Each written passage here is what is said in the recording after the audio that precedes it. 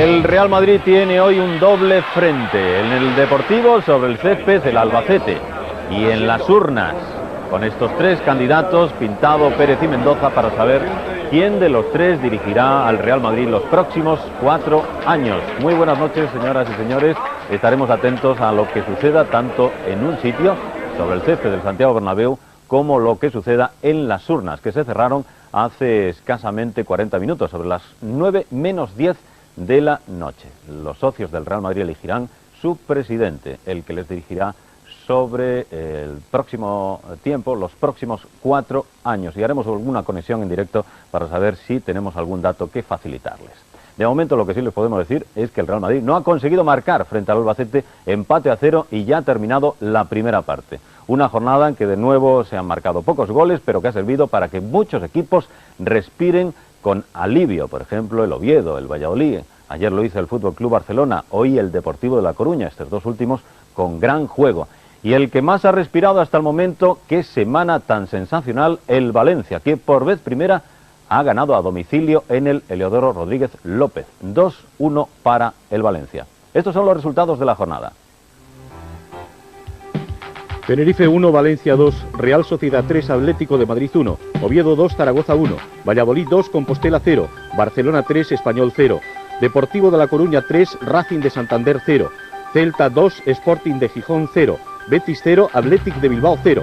En el descanso, Real Madrid 0, Albacete 0 y Logroñés 0, Sevilla 2. Rival incómodo, el que se está enfrentando al Real Madrid. Su entrenador le conoce muy bien, es incluso socio del Real Madrid, Benito Floro, que dirige el Albacete. Sin goles en la primera parte, este es nuestro primer resumen de lo que ha sucedido en esos 45 minutos. Dominio del Real Madrid en la primera parte frente a un Albacete que solo ha tenido un objetivo: defender tapando las bandas. Esa es la primera ocasión del equipo blanco. Remate de cabeza de Raúl. La primera oportunidad para el zamorano estuvo en ese balón bombeado por Luis Enrique. El Real Madrid ha buscado el gol desde cualquier posición. Bullo generó el contraataque para un zamorano que buscó la sorpresa frente a Molina. En el minuto 25, contraataque del Albacete por la izquierda y Salazar tuvo la primera ocasión. Balón por encima del larguero de Paco Bullo. Amavisca fue junto a Laudrup el madridista más activo. Se juntó en la banda con Lassa y el lateral, en una de sus múltiples subidas, sirvió ese centro para Zamorano. En el minuto 40, Fradera, saque de esquina de Salazar, cabeceó a las manos de Bullo.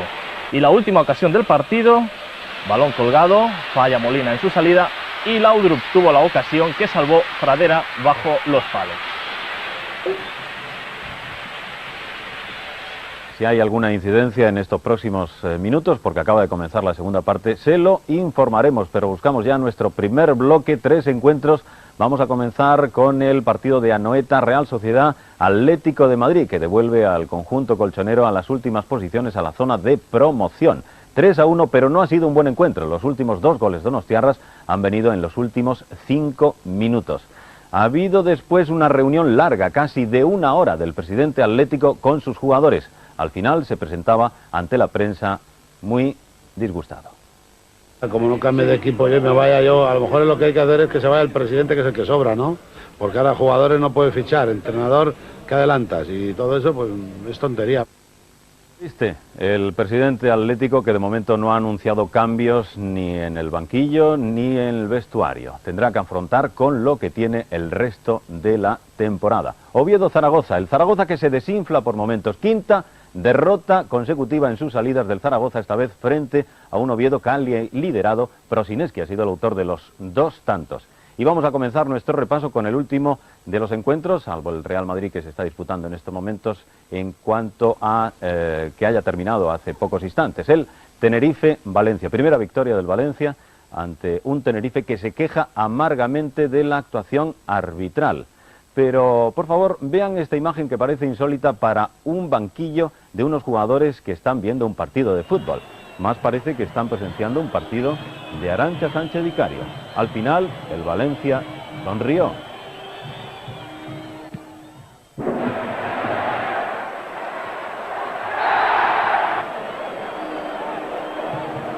y en esta ocasión ganó. A pesar de que comenzó encajando el primer tanto. Antonio Mata, el balón toca en Salenko y Zubizarreta no puede hacer nada. Un minuto después, Roberto robó un balón, consiguió enviar a Mijatovic libre de marca en ese momento y magistral Mijatovic puso el tanto del empate. 11º gol para Mijatovic en la presente temporada. A continuación, dos acciones en las que el árbitro no pitó nada. Este posible penalti de Camarasa a Pinilla. Camarasa da la impresión de que no toca el balón y derriba al contrario. Y a continuación unas manos de Roberto a un balón enviado por Del Solar. Los jugadores del Tenerife reclamaron, incluso el árbitro se dirigió al juez de línea por ese posible penalti. ¿Estaba dentro o fuera? Da la impresión de que estaba dentro, superada la línea de la frontal del área. Tarjeta roja. Se pudo complicar para el Valencia el partido a Giner por entrada a Pinillas. Y en esta ocasión la tarjeta amarilla era posible, la primera fue exagerada. Segundo tanto del Valencia, sería el definitivo.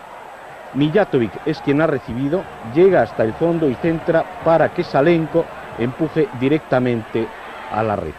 En la segunda parte, salida en tromba del Tenerife y auténtica valla la que sobre su área pone el Valencia, que al contragolpe crea peligro, como en esa ocasión en la que Ramis envía a córner un servicio que lanzaba Mijatovic. El guardameta del Tenerife, Ojeda, para ese disparo. Zubizarreta estuvo sensacional, el mejor del partido sin discusión, cuando en los últimos minutos, una y otra vez, el Tenerife se aproximó a su área. No consiguió el gol. Y no obstante, en los últimos instantes, Fernando, en los minutos 48 y 49 del partido, se aproximaría en sendos contragolpes sobre el marco rival. Ganó el Valencia y pudo haber ganado por más del 2-1 definitivo.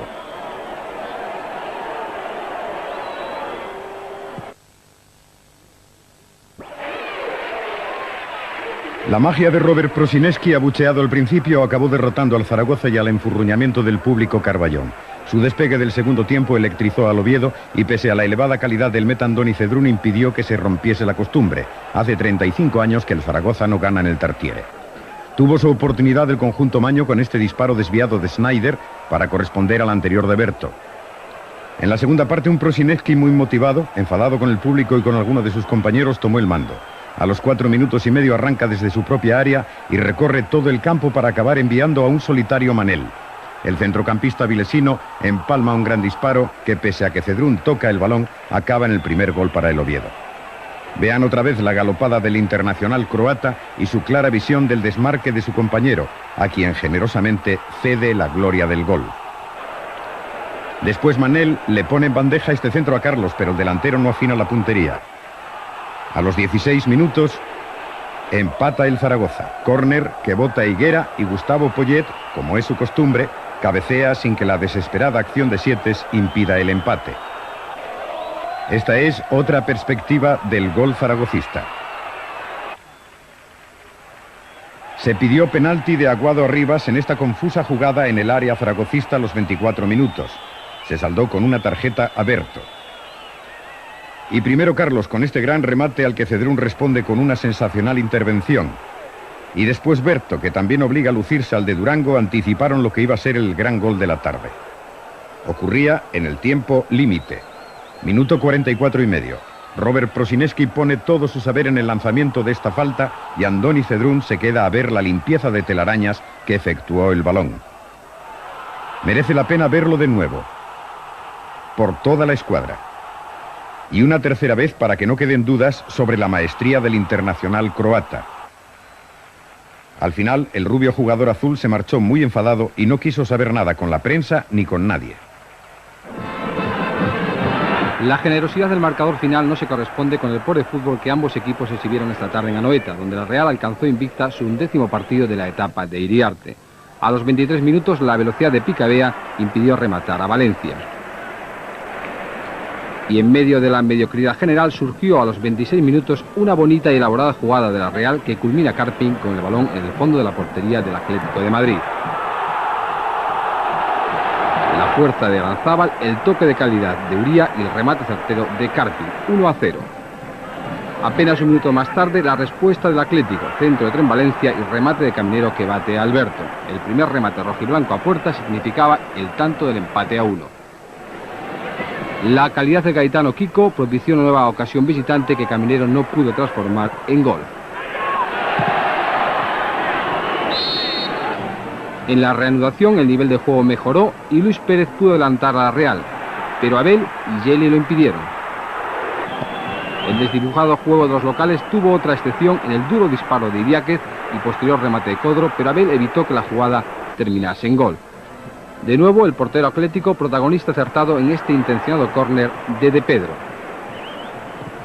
Y a falta de 5 minutos para el final, Luis Pérez acabó con las esperanzas rojiblancas.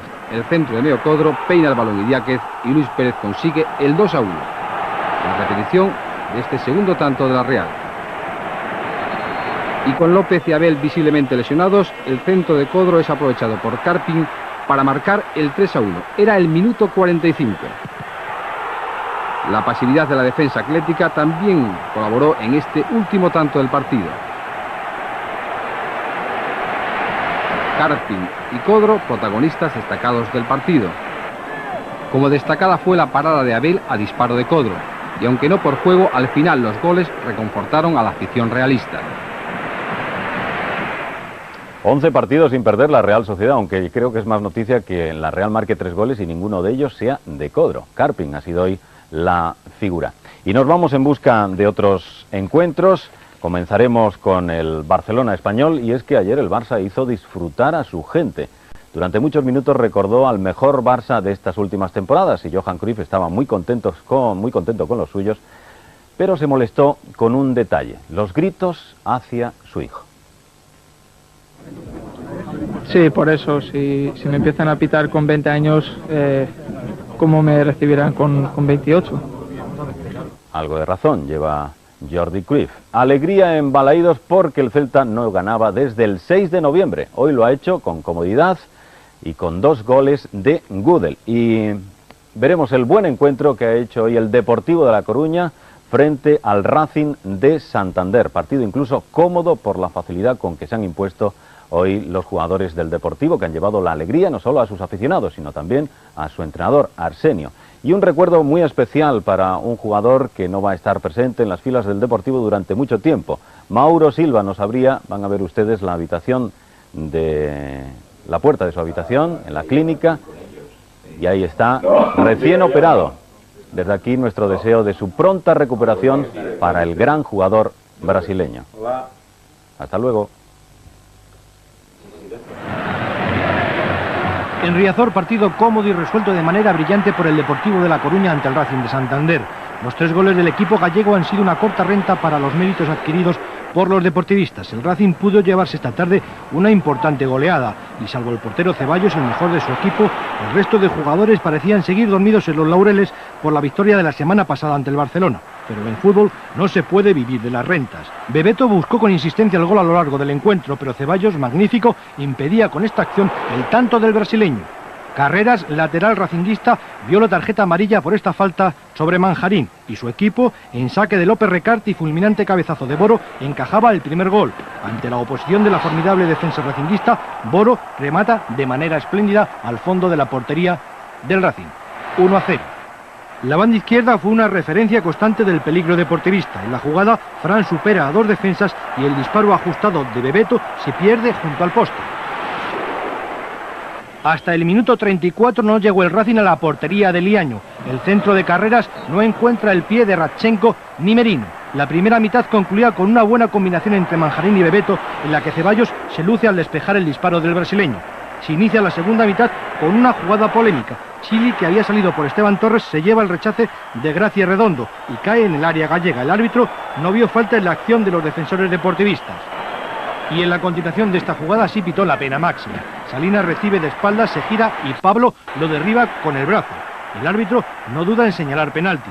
Donato marcó con la derecha. Era el 2-0. El 3-0 se originó en un error de la defensa racinguista. Donato a Bebeto, que supera la salida de Ceballos y marca. La insistencia del brasileño ante el gol tenía su recompensa. Era el 8º gol de Bebeto en la liga. Solo con un marcador adverso tan evidente buscó el Racing acortar diferencias. Villabona para con el pecho y remata al exterior de la red. Y en el centro de Carreras y cabezazo de Merino, fuera, moría la última ocasión del Racing. Los gallegos todavía tuvieron otra, pero Bebeto, que trata de ajustar al palo, envía el balón fuera. Era el final del partido. Arsenio veía cumplido así su objetivo, no distanciarse del Real Madrid. Muy pocas oportunidades de gol ha tenido el Sporting en Balaídos. Seguramente la más clara fue esta, al cuarto de hora, en la que Morales no llegó al pase del rumano Sabou. Todo lo contrario puede decirse del Celta, que esta tarde fabricó innumerables y clarísimas ocasiones. Por ejemplo, esta del joven Mitchell, uno de los jugadores más aplaudidos por la afición local. La defensa del Sporting nunca dio sensación de seguridad. En esta jugada Velasco saca desde la línea de gol el cabezazo de Verges. Minutos después iba a comenzar la batería de disparos a cargo de Gudel. Muchos aficionados, incluso él mismo, pensaron durante muchos minutos que esta no sería la tarde del delantero balcánico. Poco antes del descanso se plantó solo ante Ablanedo, que tapó bien con su salida. Inmediatamente después de la reanudación una jugada muy parecida, con final idéntico.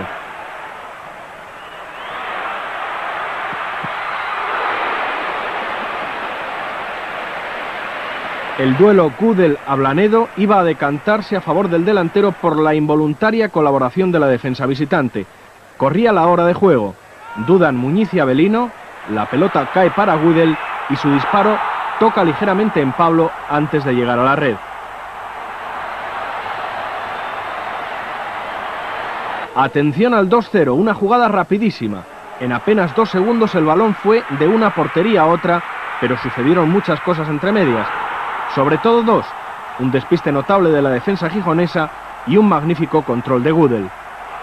Un despeje largo del portero Villanueva se había convertido en una inmejorable asistencia.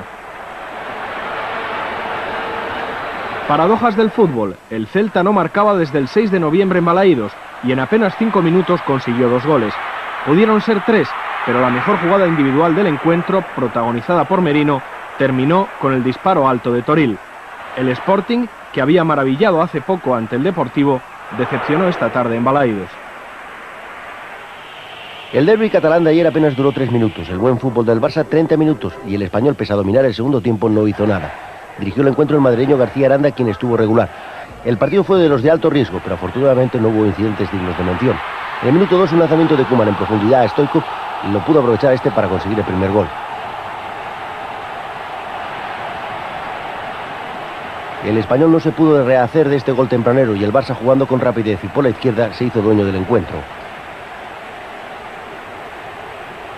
20 minutos después, Stoichkov, que fue la gran figura del encuentro, le ganó por velocidad a Mendiondo y le puso un balón de oro a Begrista para que lograra el segundo gol de la noche.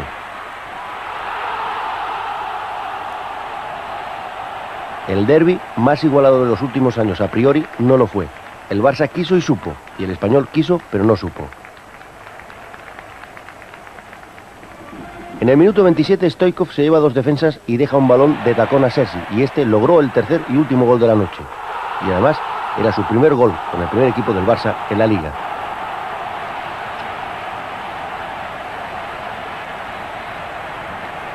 El buen fútbol terminó ahí. El Barça se replegó con orden y al Español le faltaron ideas ofensivas. El segundo tiempo no dio nada digno de mención y el derbi un digno vencedor, el Barça. En el Bernabéu no se mueve el marcador, sigue empate a 0 Real Madrid ante el Albacete, pero vamos a hacer una incursión fuera del terreno deportivo para saber cómo se están produciendo las cosas en cuanto a la elección de su presidente. Allí tenemos a nuestros compañeros. Rivero, buenas noches, adelante con las últimas informaciones de que dispongas.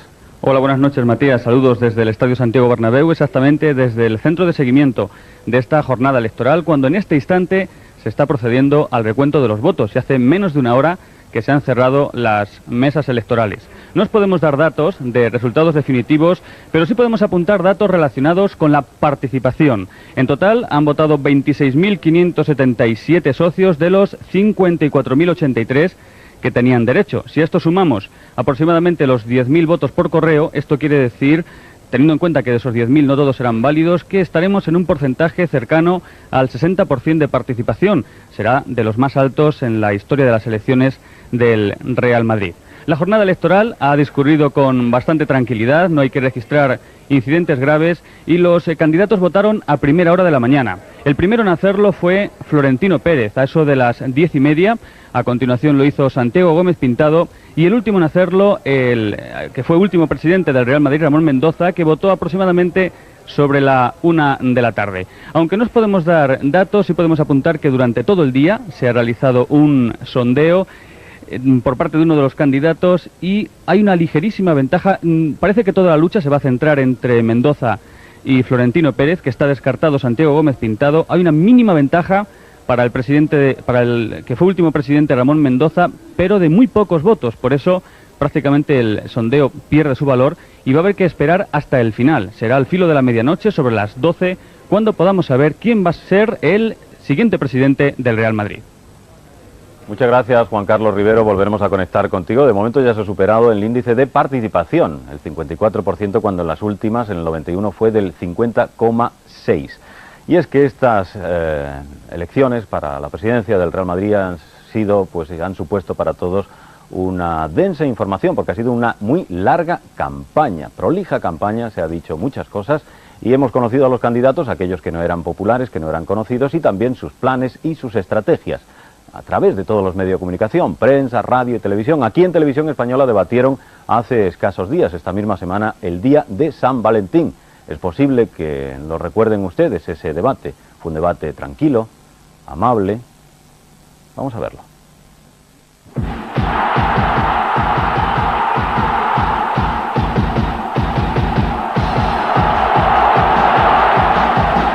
El espectáculo que se está dando aquí esta noche es absolutamente denigrante para la sociedad. Tengo una idea. Como este señor ha estado en Rusia, dele usted un zapato de Khrushchev y cuando quiera interrumpir hará plan, plan, y todos a callar. Y el señor Mendoza solo dice bla, bla, bla, bla, bla, y nunca dice nada.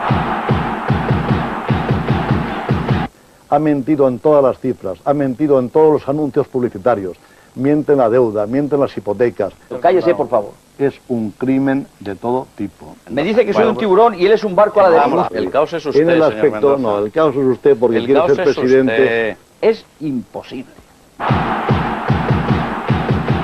Menos mal que era el día de los enamorados. Nos quedan 4 encuentros por presenciar, entre ellos el del Santiago Bernabéu, repito, empate a 0, pero también veremos la victoria a domicilio del Sevilla en Logroño, el empate del Betis Athletic Bilbao, con polémica arbitral incluida, y la victoria del Valladolid. En unos instantes volvemos.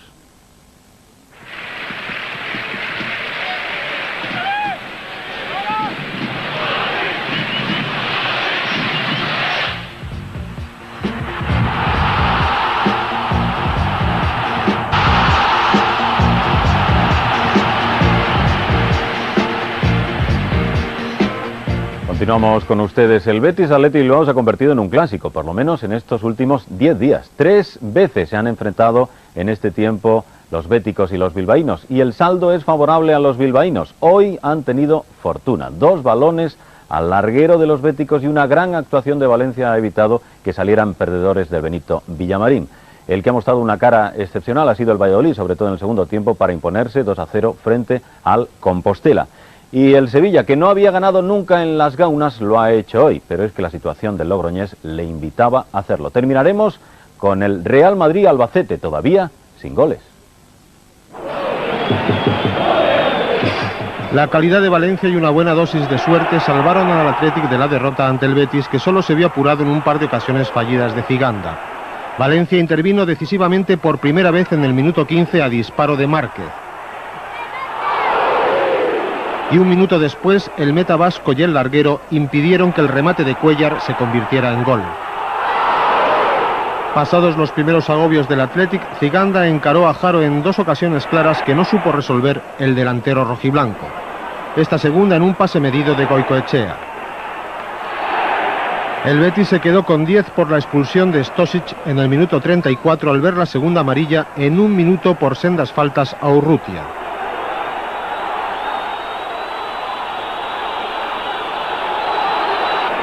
Cuando finalizaba el primer tiempo, Cuéllar no llegó a un pase de Kowalczyk en franca posición ante Valencia.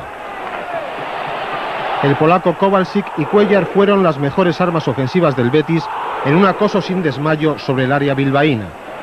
En el minuto 21 de esta segunda parte, Kowalczyk aprovechó un buen lanzamiento de Menéndez para rematar, estorbado por Andrinúa, el balón una vez más al larguero. Kowalczyk y Cuéllar realizaron una buena pared, pero el centro del polaco hacia Márquez lo desvió Karanka.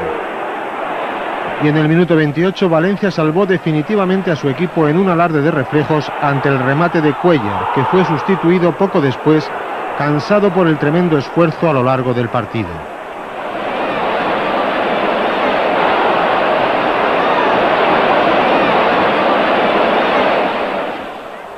El Valladolid salvó 2 puntos valiosísimos ante un Compostela que dejó en Zorrilla una buena imagen. La primera oportunidad fue local en el pase de Iñaki y el remate de Urban, que rechaza bien Iru. Un sólido Compostela respondería rápidamente por medio de Christensen, que se encontró a un acertado González. El Valladolid se perdía en sus imprecisiones. Lecumberri se adelanta a Gracia en su intento de remate. La ocasión más clara para los gallegos llegó a los 36 minutos, pero primero el poste se interpuso en el remate de Ogen, y después la gran intervención de González evitó el gol de Christensen. Vemos la repetición con el remate de Ogen, el de Christensen y la gran parada de José Luis González. Ya en el segundo tiempo es de nuevo Christensen el que centra y Ogen no llega al balón. Pero cuando peor estaba jugando el Valladolid vino el primer tanto, falta que saca Ramón y Quevedo gana en el salto al guardameta Iru. Era el minuto. Segundo tiempo. Vemos repetido el tanto, la salida en falso de Iru y el remate de Quevedo. Poco después se reclamaría mano de Lecumberri tras el remate del propio Quevedo. En esta otra toma se aprecia mejor la acción.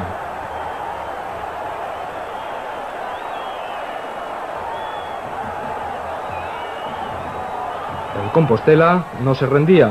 Jochen roba el balón a Gracia, pero Christensen de nuevo no acierta en el remate. La sentencia llegaría a los 33 minutos, cuando un gran envío de Pablo sirve para que Pedro Riesco logre el segundo tanto vallisoletano. Curiosamente, todas las victorias del Valladolid en Zorrilla este año han sido por 2-0. Los locales crecidos pudieron marcar el tercero, pero Villena salva el gol en la misma línea tras el remate de Quevedo. Después, Iru repararía su error en el primer gol con una gran intervención al lanzamiento de Iñaki. Victoria del Valladolid que le sirve para salir de los puestos de peligro. La fortuna sonrió al Sevilla en forma de alfabeto. Primera letra, alfa, la cobran a los 53 segundos. Centro de Soler, cabecea Monchu y Rafa Paz, que salva el corte de Segura, mete el pie y bate a Vergara. Los hispalenses con 4 bajas de Tronío hicieron lo justo. De lo más flojo visto en las gaunas.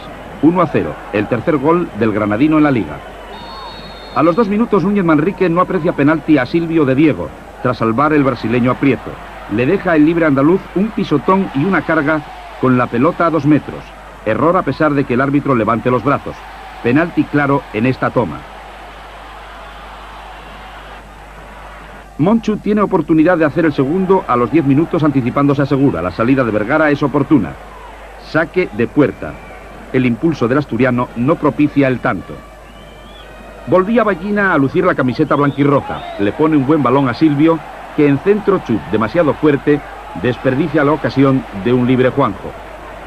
Ya en el segundo tiempo, José Ignacio, en el papel de creador, hace jugada con pase a Juanjo, que no se lo piensa 2 veces. Unzúe cierra el ángulo y manotea. Ahora ejemplo de buena combinación Tevenet-Monchu. Derechazo y a 2 puños muy bien Vergara. Las gradas pidieron penalti en esta internada de Juanjo, que salva a Diego, y Prieto le toca de forma casi inapreciable al jugador riojano. El contacto existe, pero el árbitro, que está distante, no lo puede apreciar bien y piensa que se lanza a la piscina. Minuto 75. Los de José Augusto embotellaron a los de Luis Aragonés y el cuerpo de Villanova evita que el balonazo de Ballina culmine en la portería. Y ya que de alfabeto hablábamos, la última, la omega, en el minuto 90. Falta que saca Rafa Paz, cabecea Bango, rechaza Vergara, lo intenta Monchu y remacha Bango de manera forzada. El 2-0 es el tercer gol en la Liga del Gijonés y el logroñés con 14 negativos. Vamos a dar unos minutos más de margen al encuentro del Real Madrid-Albacete, que continúa sin goles, empate a 0 y al que le quedan aproximadamente unos 6 o 7 minutos de juego real, por lo menos para que se cumplan los 90 reglamentarios. En cuanto a la figura, la polémica y el gol, pues dos apartados se quedan en Barcelona, en el encuentro que ayer jugaron Barcelona y Español. Hristo Stoichkov volvió a ser el Stoichkov que le gusta a Johan Cruyff, fue el jugador más valioso para su equipo y lo hemos considerado como la figura de esta jornada. En cuanto al gol, se va para un defensa, Sergi, y su gran gol. Y la polémica hay que centrarla en lo que ha sucedido entre el Tenerife-Valencia en el Heliodoro Rodríguez López.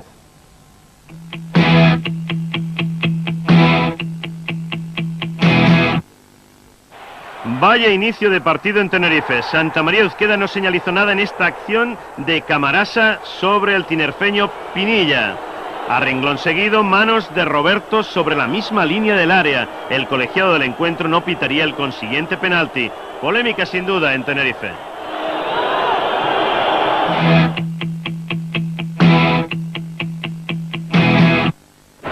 El mejor gol de la jornada para el azulgrana Sergi Barjoan. Fue su primer gol de la temporada y vaya tanto. Tras el taconazo de Hristo Stoichkov, genialidad del internacional blaugrana que con un toque preciso con la derecha batió al olímpico Toni. Un gran tanto para un recuperado Barcelona.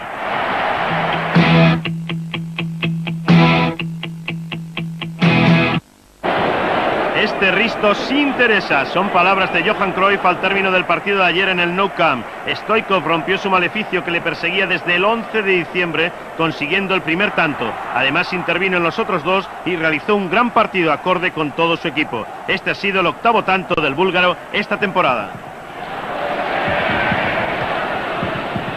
Así pues, atención a estos dos equipos, tanto el Fútbol Club Barcelona como el Deportivo de La Coruña, que no solamente han ganado sus respectivos encuentros, sino que han dado una mejor cara a sus aficiones, siendo, después de que el Zaragoza se haya descolgado en estas últimas jornadas, que haya también tropezado el Betis, la auténtica alternativa hacia el líder. Un líder que no consigue ver puerta ante el Albacete, empate a 0 en el césped. Me parece que vamos a tener posibilidad de conectar con la sala de prensa donde está o debería de estar Juan Carlos Rivero para ver si hay alguna novedad. Juan Carlos, ¿alguna novedad? No, de momento no hay ninguna novedad, Matías, en torno al recuento definitivo de socios, de votos que se han desarrollado en el día de hoy. Lo que sí os podemos comentar es que se va a demorar bastante el momento en el que se ha proclamado el presidente del Real Madrid, ya que como se ha retrasado una hora el cierre de los colegios electorales por la afluencia masiva de aficionados a última hora, esto va a provocar que se retrase todo el proceso. Y es posible que, teniendo en cuenta el recuento de los, valga la redundancia, de los votos por correo, que probablemente hasta las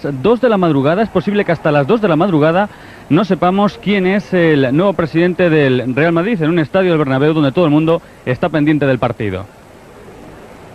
Gracias, Juan Carlos. Nosotros también. De ese encuentro podría saltar la sorpresa. De hecho, le está tocando, acariciándola ya, el Albacete, que consigue que su guardameta no sea batido por los delanteros del Real Madrid. Empate a 0 en el marcador. Repasemos lo que ha sucedido hasta el momento en el Bernabéu. Corresponde estas imágenes al primer tiempo, como decíamos, el Albacete muy defensivo, tapando las bandas, y esa es la primera oportunidad a cargo de Raúl. El balón servido por Laudrup. Primera ocasión para Zamorano. Remate de cabeza, otro pase desde las bandas, unas bandas que taparon muy bien los hombres de Benito Floro. Bullo para un Zamorano que intentó ahí sorprender a Molina. La única ocasión clara en el primer tiempo para Albacete llegó en el minuto 27, ese lanzamiento de Salazar. La sociedad amavisca Lasa funcionó en esos primeros minutos de la primera parte, ese taconazo del ex vallisoletano para Lasa, que cuelga el balón, y el cabezazo de Zamorano, que no pudo sorprender ahí a Molina. Remate de Fradera a las manos de Paco Bullo. La última oportunidad en el primer tiempo para Laudrup. Ahí evitó la presencia de Molina y la defensa de Albacete salvó bajo los palos. Ya en la segunda parte, en el minuto 8, la ocasión para el Real Madrid. Saque de falta de Michael Laudrup. Anzoátegui Roca, que quita y falta de Fernando Hierro y por lo tanto ya jugada anulada. De nuevo Amavisca y Raúl, se frena Raúl para evitar el fuera de juego, el balón que llega de nuevo a Amavisca y Molina se encuentra con ese tiro del delantero madridista. Por la derecha una Sociedad que ha funcionado en contadas ocasiones. Luis Enrique para un Zamorano que lanzó para que Molina desviase ese balón a córner. Un Albacete que se ha estirado muchísimo en esta segunda parte. Fonseca ha sido sustituido en los últimos minutos. Lanza para que falle Hierro y Manolo desperdicie una de las mejores ocasiones. De nuevo Zamorano. Zamorano que ha sufrido una ligera lesión en su hombro derecho. Ese balón que saca Bullo. Lo controla Salazar. Balón que cuelga. Fallo de Bullo y el remate de Sandy. Son jugadas que, repetimos, corresponden a un partido que todavía se está jugando. Un hecho en el minuto 35, la sustitución de Fernando Redondo, que entra por Milla.